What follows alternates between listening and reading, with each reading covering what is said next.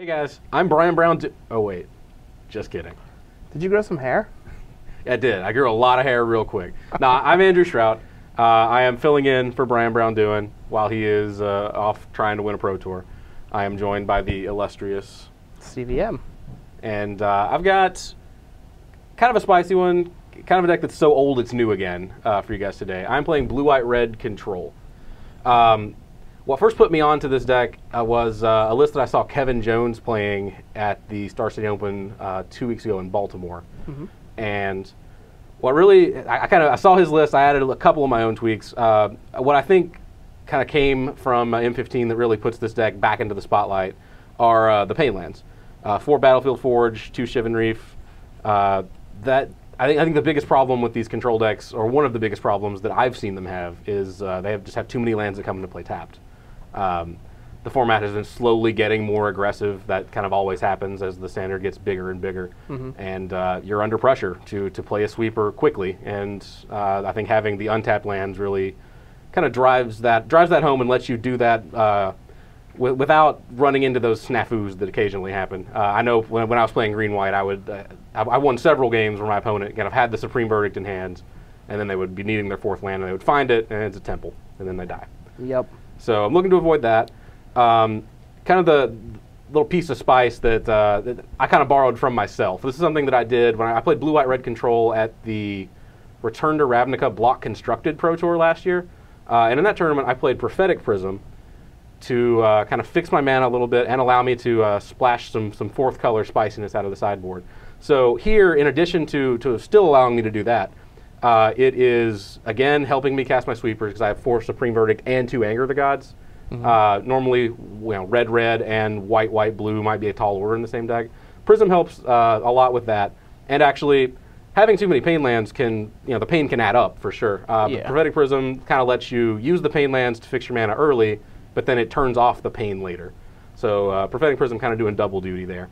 And it replaces itself. Yeah, and of course it cycles, so it's not really a big.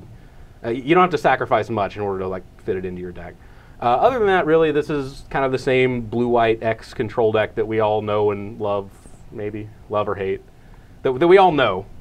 4 Supreme Verdict, 4 Supreme Verdict, 4 Sphinx's Revelation, 4 Detention Sphere, 4 Jace Architect of Thought. Those are kind of the gimmies. 4 Dissolve. I could have played Counterflux, but I didn't want to stress the color requirements any more than I absolutely had to. And then kind of rounding out the removal suite. Plus the Scry from Dissolve is very, very, very good. Yeah. I feel like it's super underrated. A lot of people will play spells at the wrong time against these decks where they're not taking advantage of the Scry. Like a lot of times, if I know that I'm going to have to start jamming spells to keep them off of a big Sphinx's Revelation, like I'll wait until they top a Scry with a Scry land and then start jamming spells into the Dissolve just to try and nullify the extra Scry. Yeah, Scry 1, it's not necessarily drawing an extra card, but it's like drawing half a card maybe. When you got this card in your deck, it's pretty good. Yeah, when it gets you one step closer to a Sphinx's Revelation, that Scry 1 is absolutely huge for sure. Yeah. And one of the ways that I managed to fit in these extra red cards is actually, managed to fit in the Prophetic Prisms as well. I am not playing any Divinations, so that is another spot where I might need that little extra ounce of digging power. So yeah, Dissolve over Counterflux kind of carries its weight there as well. 2 Anger of the Gods, as I mentioned, to go with the 4 Supreme Verdicts. Just wanted more sweepers, and I can afford to do that with the red. The removal suite is a little bit of a hedge here. I have 3 Izzet Charms. Those are kind of functioning as both the Azorius Charm that a blue-white or an Esper deck would have, and as the Syncopates that a blue-white or an Esper deck would have. They kind of do double duty there. Yep.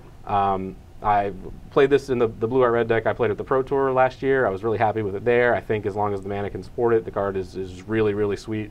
I think it's going to be fantastic in this matchup, too. Of course, it can counter Planeswalkers, so that's huge. 2 Turn and Burn and 1 Mizzy Mortars kind of round out the removal suite. Notably, both of those answer Blood Baron and Stormbreath Dragon, which those are cards that traditionally a blue-white X control deck has a lot of trouble with.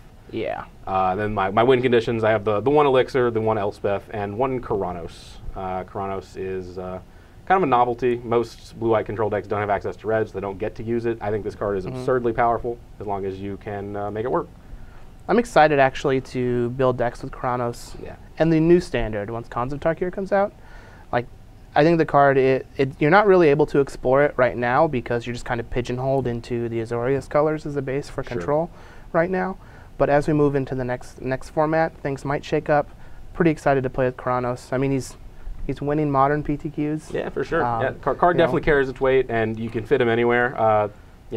By next fall, we could be seeing like rug control decks, or who knows? What are they? Teamer control decks? Yeah, I think it's whatever teamer. They are. Well, we don't need to know those words for another couple months. Not yet. But either way, yeah, Kronos is going to be sweet. So that's the main deck, and we'll take a look at the sideboard next. The kind of the headliner, I guess, of this sideboard, the 3 Rakdos returns, which there are no black lands in the deck, so I can only cast these off of 3 Prophetic Prisms. And my Urborg. Yeah. God, I hope that happens. That's going to be pretty rough.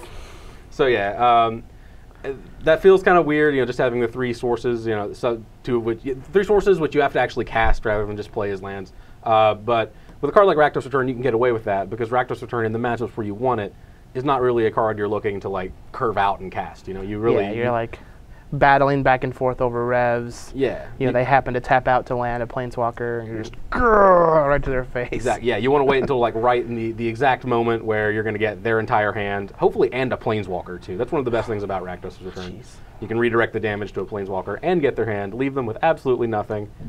Pretty excited to have access to that card against the straight up Planeswalker deck.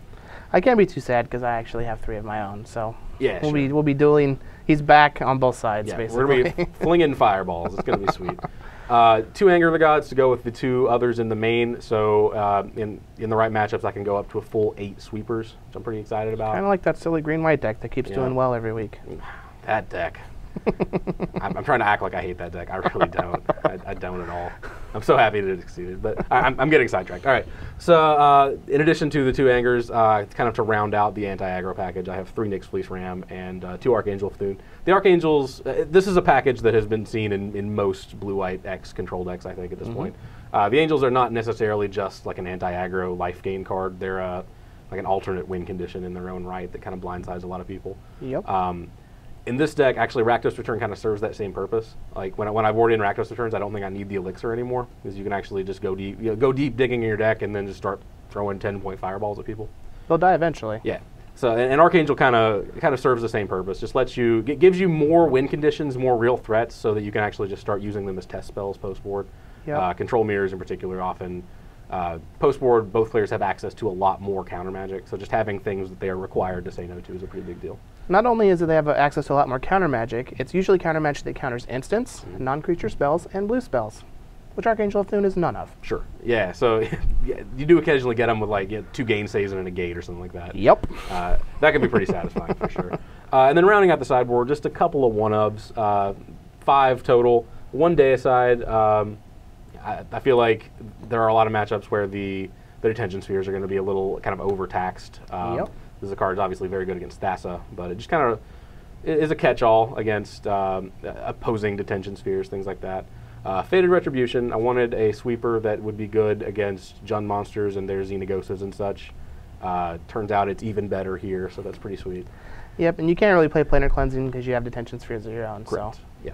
And then just like we were saying, there are a lot of oftentimes these blue control decks will have a more diversified suite of counter magic post board. There's no exception. 1 negate, 1 dispel, 1 counterflux. Basically, just to kind of shore up your holes post board, and dispel in particular, I like for its ability to force through Rakdos returns in control mirrors. Yep, I actually really like counterflux here. A lot of the control decks are just completely degenerating into the version that Reed Duke played the Invitational, where they're just like no Elspeth, 3 Jaces, 1 Elixir, and some Mutavaults, and they're hoping that you just give up. And so post board, you just counter their Elixir with your counterflux, and they just are really in a tough spot to win. Or even when the decks have like 2 Elspeths and an Aetherling, you just counterflux their Aetherling, and they're in a real tough spot. They can't really win. Yeah, counterflux is a huge trump in control mirrors for sure. That was the biggest reason, honestly, that again way back last year at the Pro Tour, the Block Pro Tour, I wanted to play blue at red instead of Esper, which was probably more popular. Yeah. Counterflux was just too big a trump, I felt. For sure. It definitely works just as well here, whether you're countering Aetherling or Elixir or whatever the card that they feel like they have to protect. Doesn't matter how many lands you can get. 15 lands in play and then cast your Elixir with dispel, dissolve, Yeah. dissolve, dissolve in hand. Doesn't matter. Counter it. GG. That's the idea anyway. That's how I would hope that it plays out. So yeah, that's the sideboard, and we are settling in to do some battle. Hope you're ready.